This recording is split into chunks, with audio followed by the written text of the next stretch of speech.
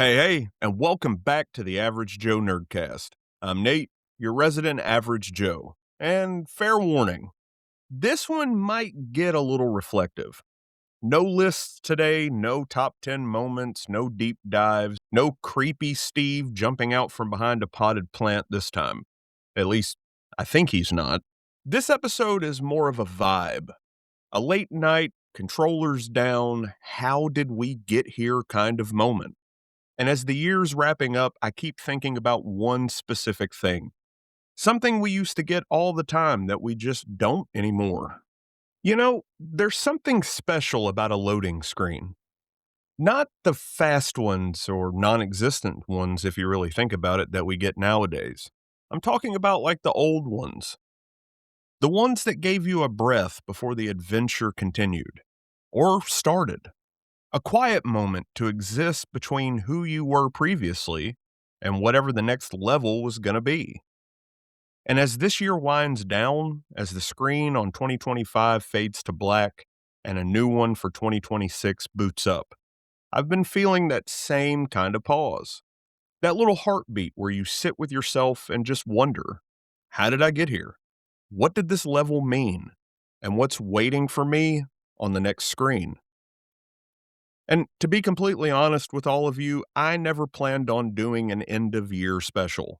Honestly, I didn't plan on this show becoming what it's become. But here we are. And if there's ever been a moment to hit pause and just take a breath and reflect, it's right now.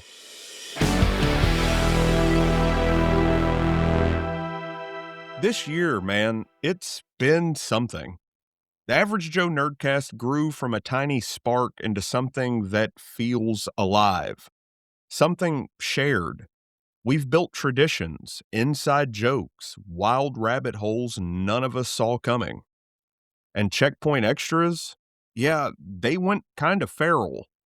It started as just like a 20-minute Master Chief lore dump, just a little Thursday snack, and somehow has mutated into full-length deep dives from Saban's Sentai Frankenstein experiments to the Venture Brothers and whatever else possessed me that week.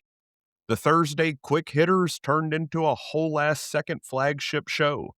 I blinked and suddenly Thursdays were eating just as well as Mondays. And looking back on all of it, I keep coming back to why nostalgia matters so much. We do not chase it because things were better back then. We chase it because it reminds us of the person we used to be. The kid who dreamed big, felt everything, stayed up way too late watching Toonami's Midnight Run or playing video games on our Sega Genesis or Super Nintendos or the OG PlayStations or the OG Xbox. And we believed heroes mattered. So before we hit the next screen, before the countdown clock hits 0 and we press start on a brand new year, I just want to rewind to where this all began, to the spark that lit this thing up, to how a little something called the Average Joe Nerdcast came to life. Welcome to the end of the year special. Welcome to the loading screen. Welcome to press start again.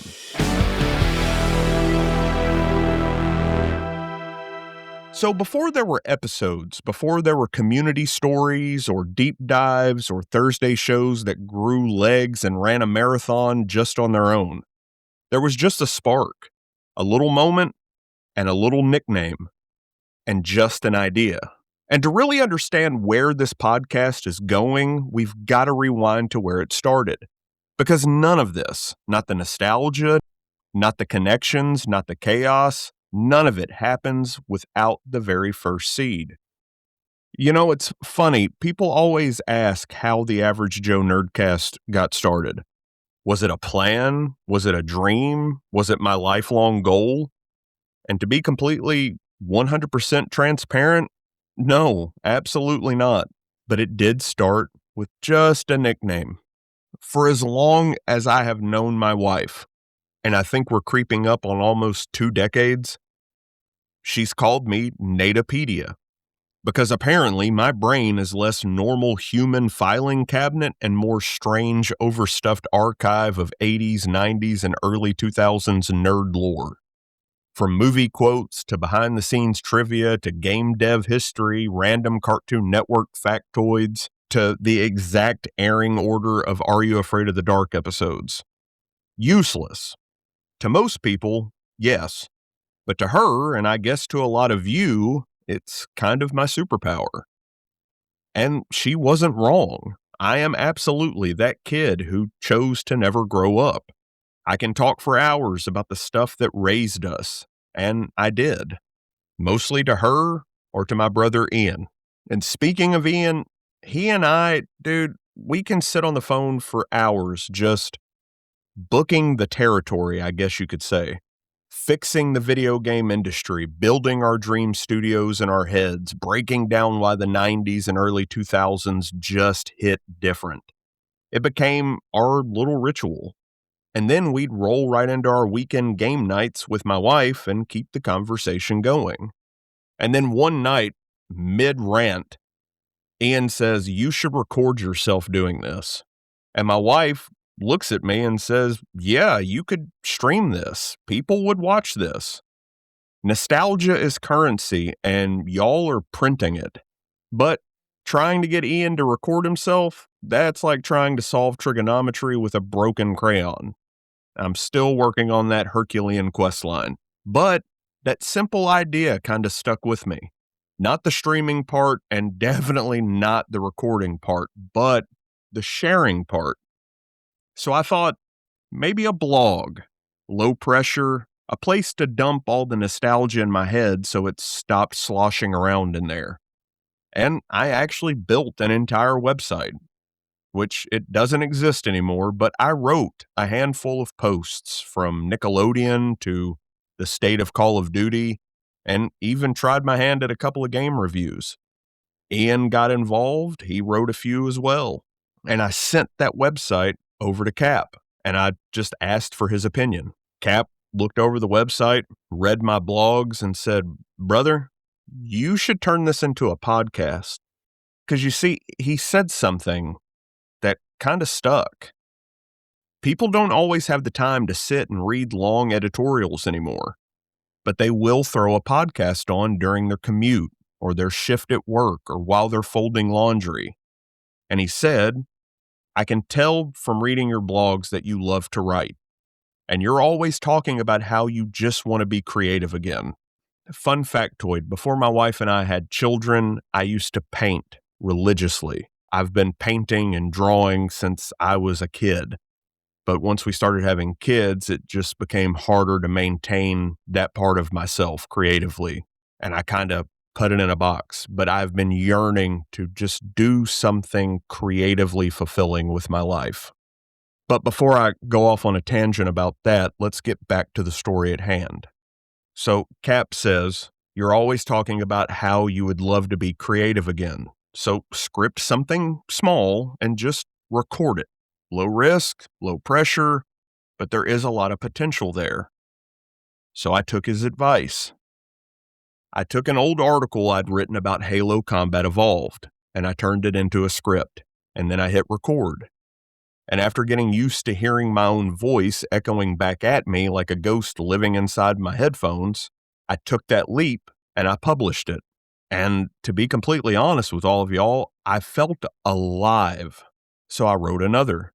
I took my Halo 2 retrospective, every tangent, every emotional beat, all the parts I had to cut from the blog version, and I turned it into a full hour-long script. And suddenly, podcasting, the thing that I had avoided like the plague since my wife and Ian first mentioned it, made sense. It felt like home. It felt like the medium I'd been missing without knowing I was missing it. I figured maybe a handful of people might click on an episode or two just out of sheer boredom or pity. But by the end of that first week, 27 people had tuned in and listened, start to finish, both of those Halo episodes. 27 strangers, 27 hours of someone's life spent hanging out with me in their headphones. And that absolutely floored me. So I told a few people at work, "Hey, I started a podcast. Please give it a listen and tell me your honest opinion." And the feedback, It was actually good, really good. And it forced me to make a choice. Keep juggling the blog and the podcast, or let the blog go and pour myself fully into the thing that felt truly like me. Because the truth is, believe it or not, I love talking. I love storytelling. I love connecting with people. That's been a part of humanity since we huddled around campfires. So I leaned into it. And here we are, a few months later, with a growing community, new friends, wild deep dives, and this weird little show that has become one of my absolute favorite things that I have ever created. And that's where it all started. A nickname, a nudge from my brother, a nudge from my wife, a couple of dusty blog posts, and one big leap of faith. That was the spark. That was the little moment in time that lit the fuse. But a spark by itself isn't enough. It takes air, momentum, and direction. And somewhere along the way, between those first few episodes, those first listeners, those late nights writing scripts I wasn't sure anyone would ever hear, I started to notice that this thing was growing. It stopped just being a fun little project and started becoming a world of its own, a little community, a home for all of us nostalgia-soaked weirdos. And that kind of brings us to where we are now. When I look at the show now, it feels wild to think about how far it's come since that very first Halo CE script recorded in the quiet of my house. This really isn't just a podcast anymore. It's become a whole ecosystem, a little corner of the internet where nostalgia isn't just allowed, it's celebrated, where the stuff we grew up loving is treated with the heart and humor it deserves. And more importantly, it's become something we have kind of built together. Somewhere along the way, Mondays stopped being just mainline episodes and started turning into these full-blown deep dive nostalgia expeditions. We've time traveled through the 80s and 90s, dug into ghost stories, explored pop culture panics, cracked open horror history, and even unpacked the emotional weight behind the things that scared or shaped us. And Thursdays has turned into a whole event of their own. Checkpoint Extras became this, I don't know, a Hydra, a Kaiju, a second flagship show wearing the disguise of just a simple bonus episode. We've covered the Venture Brothers. We unraveled Saban's Super Sentai Fever Dream Multiverse. We dove into Beetleborgs, VR Troopers, comics, childhood weirdness, gaming rabbit holes, stuff I never expected to touch, and yet somehow we've kind of made it home turf. It's become the place where the most random ideas go to grow muscles and become full-blown Thursday monsters. And through all of it, y'all have showed up every single week, listening, commenting, sharing your own stories with me, laughing at my dumbass jokes, getting emotional with me when the episodes hit those heavy memory lane moments. And the community, that's been what has surprised me the most. A little show from just an average Joe turned into a gathering place, a lobby that is always open, where people talk about their childhoods, their favorite games, their fears, their joys, the music that shaped them, the characters that got them through hard shit. And that's the part that means the absolute most to me, because nostalgia is not just about the past. It's about the people who lived through it with us. And now we've got our traditions. Nerdoween has become a full-blown seasonal event. I'm already in the early stages of planning next year's. Creepy Steve has become whatever the fuck he is now, a cryptid made of sticky notes and questionable timing. Inside jokes grew legs, episodes got longer. Does anyone remember the 2.5-hour Nickelodeon deep dive? Good God. Deep dives got deeper. And you know what? I've grown too, as a creator, as a storyteller, as someone rediscovering the things that made life feel magical. I mean, don't get me wrong. We are not a massive show. Not yet. But we are a real one. A steady, passionate, weird, wonderful community. A place where the past is not gone. It's alive, and it's always welcome. And that's where we are now. a world we have built together. And the more episodes that I've made, the more it's hit me that nostalgia isn't just some guilty pleasure or comfort food. It's not something we cling to because we wish things were like they used to be or because we're afraid of ever growing up. No, to be completely honest, I kind of think it's deeper than that.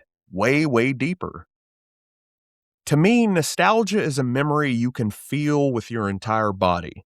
It's a smell, a sound, a moment that just hits you like you never left it. It's almost like it's your brain saying, hey, this mattered. This saved you.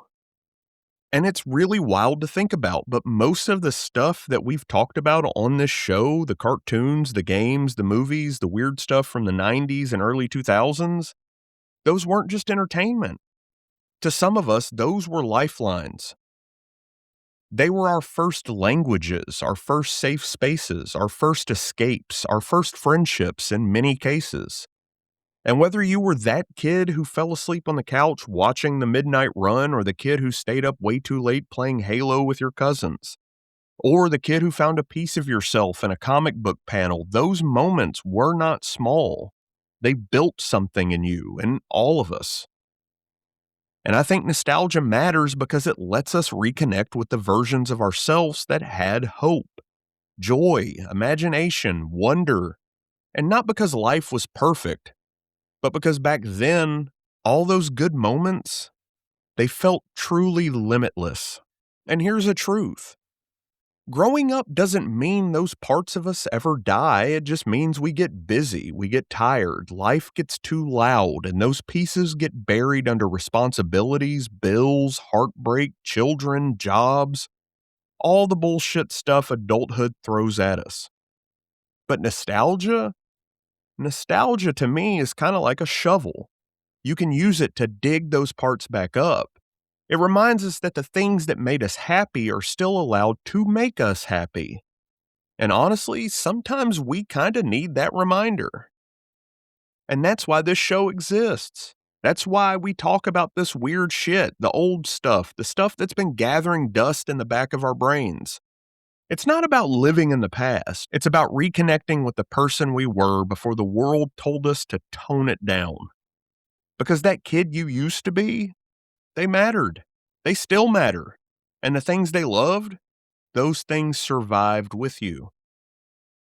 Nostalgia to me is proof that joy leaves fingerprints on all of us, that wonder leaves echoes, that the past isn't something we ever outgrow.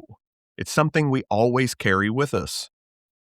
And maybe that's why this show has resonated with a lot of people, because we all need a place at the end of the day where the world just kind of slows down and the magic comes back, and we get to remember the parts of ourselves that still want to play. To me, that's why nostalgia matters. Not because things were better back then, like I've said, but because those memories remind us who we were before the world got too complicated. And that's why the Average Joe Nerdcast exists. Not to ever escape the present, but to keep the best parts of the past alive and moving forward with us. And I've been thinking a lot lately about the kid I used to be. The version of me who stayed up way too damn late, with either a controller in hand, staring at a CRTV that buzzed like a beehive. The kid whose biggest worry was whether he could beat the level before his bedtime, or whether or not my mom would come in and ask why the TV light was still on under the door. And if I could talk to that kid, if I could just pull up a chair and sit beside him, hand him maybe an ecto cooler or a Surge, and just be there, I think this is what I might say to him. Hey, bud, you don't know it yet, but all those weird little things that you love, the cartoons, the video games, the toys, the Halloween specials, the Christmas specials, the comic books you bend the covers of, the quotes that you've memorized, the characters you cling to, they're never going to go away. In fact, they're going to save you. Yes, you're going to grow up, and life is going to get heavier. Some days are going to feel like a speed run on Legendary with no checkpoints. People will try to tell you to grow out of these things that make you happy. They'll try to convince you that being passionate or excited or unapologetically nerdy is something you should tone down. Please never listen to them, because I'll let you in on a little secret. You do not outgrow the things that shaped you. You grow with them. And those things are going to be the thread that ties your entire life together. And you know, all those nights you spent alone in your room thinking you didn't really fit anywhere, that feeling that you were too much or too different, I really wish I could just tell you, you were not wrong. You were different, but not in the way you feared. You felt everything bigger. You loved harder. You cared deeper. And the world didn't always know what to do with that kind of heart. But you are going to find your people, your circle, your family, your wife. She's going to understand you in a way that you didn't even know you needed. And one day, all of that nerdy stuff you thought was useless, the trivia, the memories, the passion, the endless talking about video games and cartoons, you are going to use that to build something. A place where people feel understood, a place where nostalgia isn't a punchline. It's a language all its own. And you're going to call it the Average Joe Nerdcast. And here's the truth, bud. You're going to make it, kiddo. Not because life got easy, but because you learned to carry the things that made you you. You kept the magic alive. You kept the wonder. And you for sure kept the heart. And if there's one thing I wish you knew sooner, it's this. You were never wrong for loving the things you loved. You were never wrong for feeling the things the way that you did. And you were never wrong for just being yourself. You're going to turn out perfectly fine. And you're going to help other people realize they're perfectly fine too. So yeah, that's what I'd tell them. The kid I used to be. The kid I still am, in a lot of ways. And maybe that's something you needed to hear too. And you know, doing that little bit, talking to my younger self, kind of stirred something up. Because the truth is, we all have a kid in there somewhere, a version of ourselves we haven't checked in on for way, way, way too long. So I want you, yeah, you listening. I know you're listening. Don't ignore this. Come on, participate. It's fun. Just take a second and think about the kid you used to be. Think about the kid who stayed up late with a flashlight under the covers reading comic books or Goosebumps. The kid who snuck downstairs for just one more snack. The kid who taped cartoons off of TV, who collected trading cards, who believed in heroes, who dreamed big before the world taught them just to shrink. What would you say to them right now? What would they say back to you? Would they be proud of the person that you've become? Would they be surprised you're still into the same stuff? Would they laugh? Would they hug you? Would they tell you you're doing better than they thought?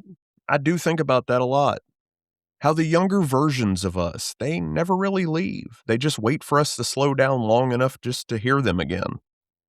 And maybe today's the day that you do that. So here's my invitation to all of you.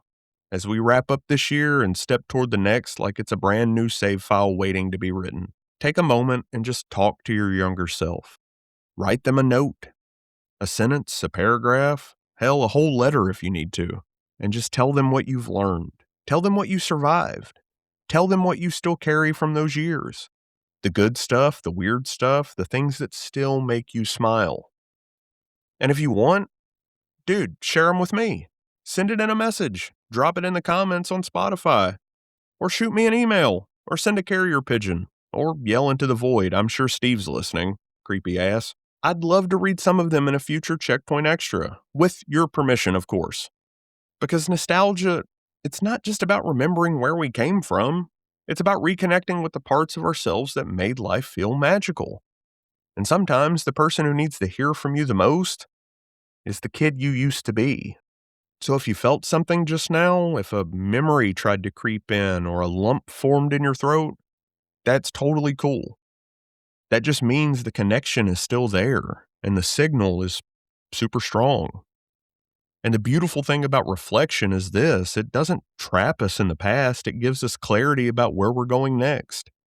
So let's take one more look at the screen in front of us because the next chapter, it's already loading in.